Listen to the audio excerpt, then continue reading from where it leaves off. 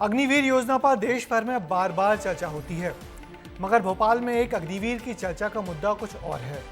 यहाँ पर एक अग्निवीर सैनिक को लूट की घटना में पकड़ा गया है। पठानकोट में तैनात ये सैनिक छुट्टी मनाने बहन के घर आया था और रात में ज्वेलरी की दुकान पर लूट करने पहुंच गया। इस घटना पर विपक्ष के नेता तंज क्यों कस रहे हैं, देखिए हमारी इस रिपोर्ट में।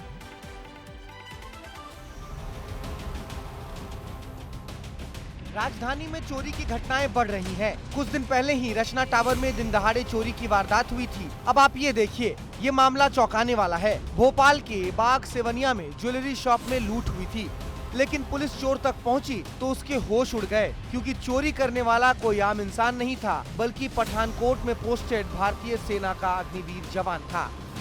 उसमें जो मुख्य आरोपी जिसने इस लूट को अंजाम दिया वो इसमें पठानकोट में अग्निवीर में वहाँ पर पोस्टेड है और वहाँ से छुट्टी के लिए 15 दिनों के लिए यहाँ पर आया हुआ था।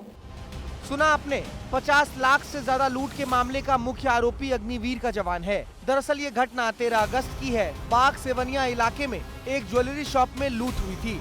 आरोपी ने चाकू से दुकानदार पर हमला भी किया था। आरोपी दुकान में रखी ज्वेलरी और कैश मिलाकर कुल 50 लाख से ज्यादा की लूट को अंजाम देकर भाग गया। पुलिस ने मामले को गंभीरता से लिया और 4 अलग अलग टीमें बनाई गईं। और फिर जब पुलिस आरोपी तक पहुंची तो उसमें एक संदिग्ध ने चोरी की बात स्वीकार की। युवक मोहित सिंह बघेल ने बताया, वो अपनी बहन और जीजा के घर आया था। कर्ज उतारने के लिए उसने लूट का प्लान बनाया। एक आरोपी रीवा का रहने वाला है, एक आरोपी यहाँ पर अपने कुछ रिश्तेदारों के साथ रहता था।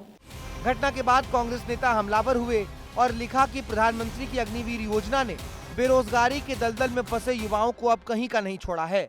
बहरहाल इस मामले में अब अन्य आरोपियों की भी जांच जारी है। ब्यूरो रिपोर्ट, विस्तार न्यूज। अग्निवीर योजना मोदी सरकार की बहुत चर्चित योजनाओं में से है, जिसमें युवाओं के चुने जाने के बाद ट्रेनिंग और फिर सिर्फ 4 साल के लिए सेना में सैनिक की नौकरी दी जाती है।